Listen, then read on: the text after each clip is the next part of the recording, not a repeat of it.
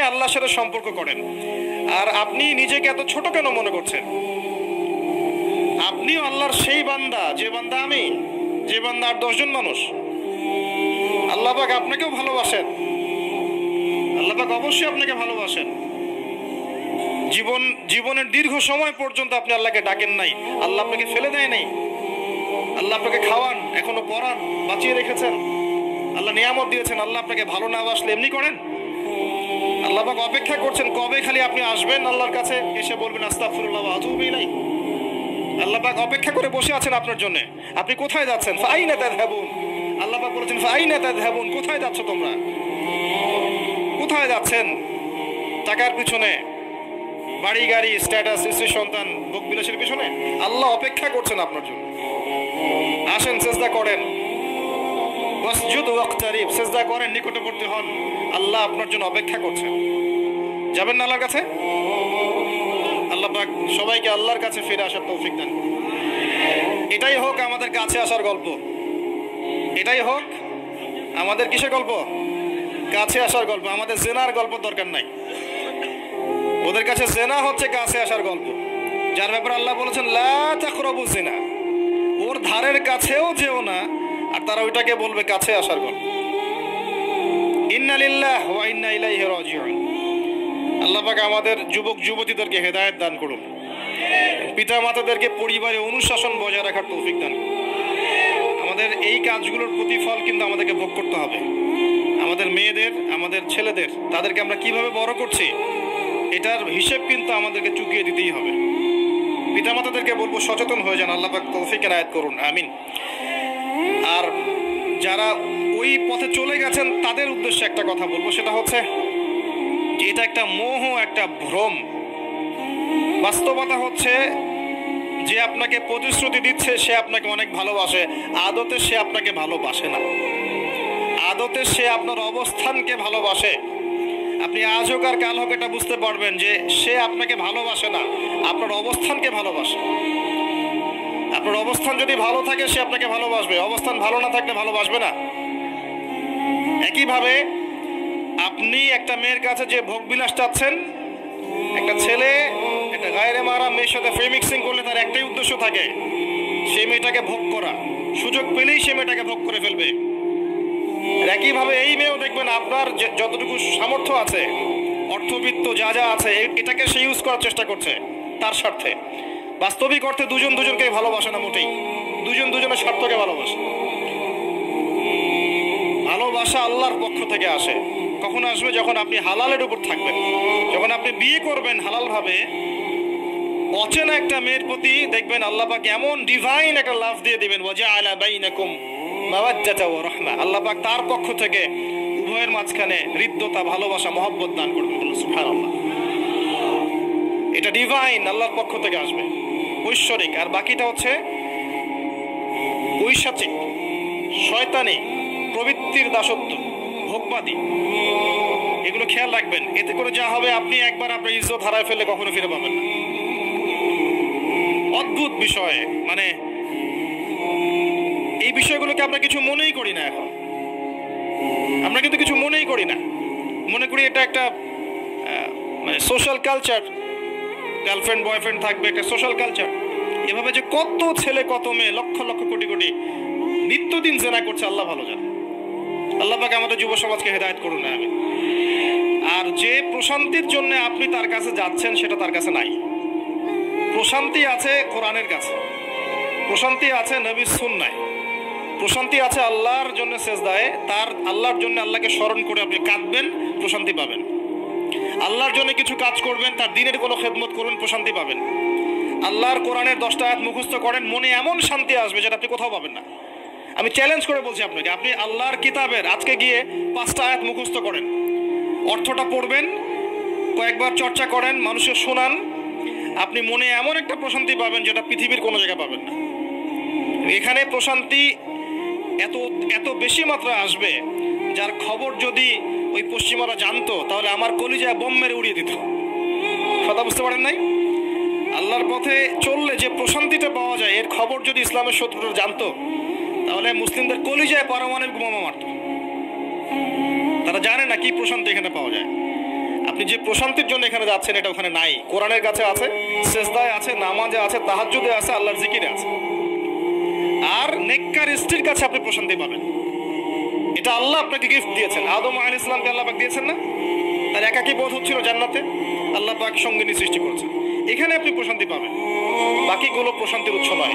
পরে দেখা যাবে ওখানে ছাকা খেয়েছে, খেয়ে তারপরে মাদক সেবন করবে, তারপরে মিউজিকের কাছে যাবে, তারপরে দেখবেন যে পতিতালয়ে যাচ্ছে, তারপরে হয়তো গুন্ডামি করবে, জীবনটা উচ্ছৃঙ্খল হয়ে গেল।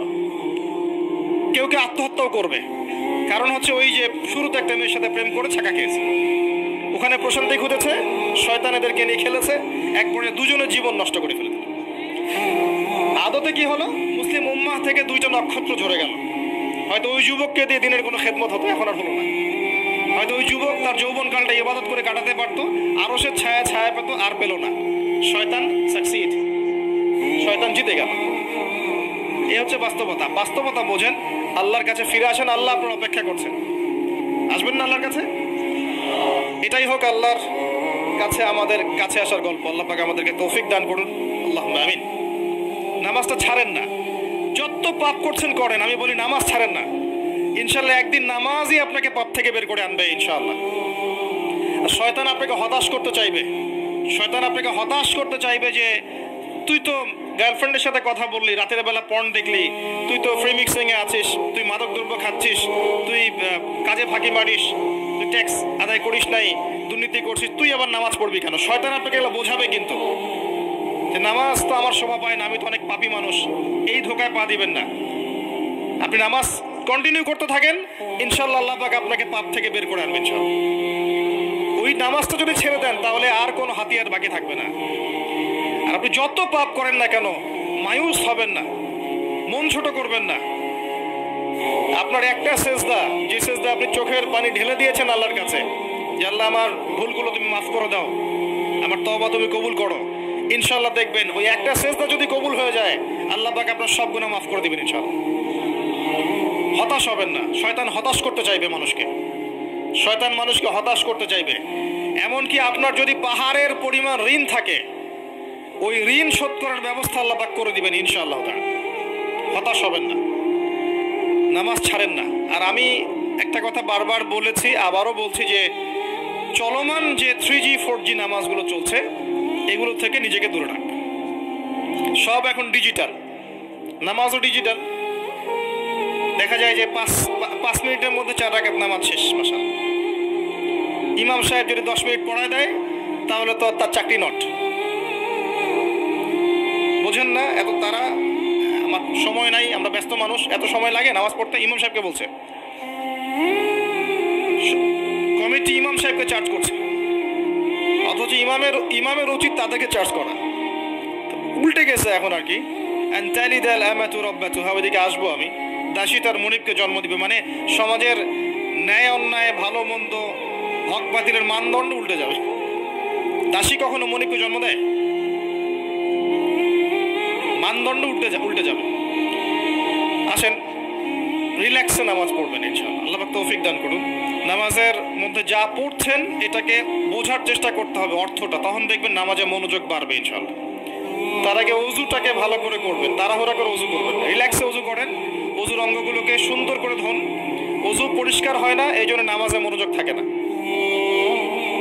আর একটা বদ অভ্যাস আমারও আছে, আপনাদের সবারও আছে আমি জানি।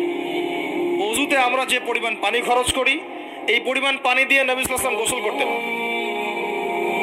হ্যাঁ, আর আপনার মাথায় যত চুল আছে তার চেয়ে বেশি চুল ছিল নবী সাল্লাল্লাহু আলাইহি ওয়াসাল্লামের মাথায়। আপনার 2-3 জনের মাথায় যত চুল আছে তার চেয়ে বেশি চুল ছিল নবী সাল্লাল্লাহু আলাইহি ওয়াসাল্লামের মাথায়। তারপরেও তিনি অল্প পানি দিয়ে গোসল করে ফেলতেন। আর আমাদের দেখবেন জারিমানের জোর যত বেশি, তার ট্যাপের স্পিড তত বেশি। মসজিদে যাবেন, দেখবেন জোরে ট্যাপ ছেড়ে দিয়েছে, ওযু করতেছে। একজন মানুষের গোসলের পানি দিয়ে একাই ওযু করে ফেলে। পানির লেয়ার দিন দিন নেমে যাবে আমাদের এই পাপের কারণে। কুল আরাআইতুম ইন আসবাহা মাউকুম গাওরা, সূরা মুলকের শেষ আয়াত পড়ে দেখেন। বলুন হে নবী, তোমরা যদি কখনো সকালে উঠে দেখো যে পানির স্তর সব নিচে নেমে গেছে, পানি নাই, ফামা ইয়াতিকুম বিমাইন মাইন, কোন সেই সত্তা আছে তোমাদেরকে পানি এনে দিবে, প্রবাহমান পানি। দিন দিন ঢাকা শহর সহ বড় বড় যে সিটিগুলো আছে এগুলোর পানির লেয়ার নিচে নেমে যাচ্ছে। আমাদের অপচয়ের কারণে এমন হচ্ছে। প্রচুর পানি আমরা অযুতে অপচয় করি।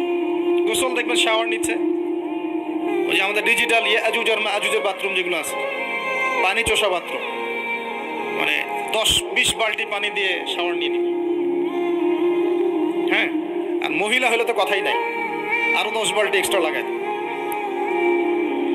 তো সমস্যা, ওযু ঠিক করতে হবে, তারপরে সালাতে মনোযোগ বসবে ইনশাআল্লাহ। আল্লাহ পাক আমাদেরকে সালাত বুঝে আদায় করার তৌফিক দান করুন।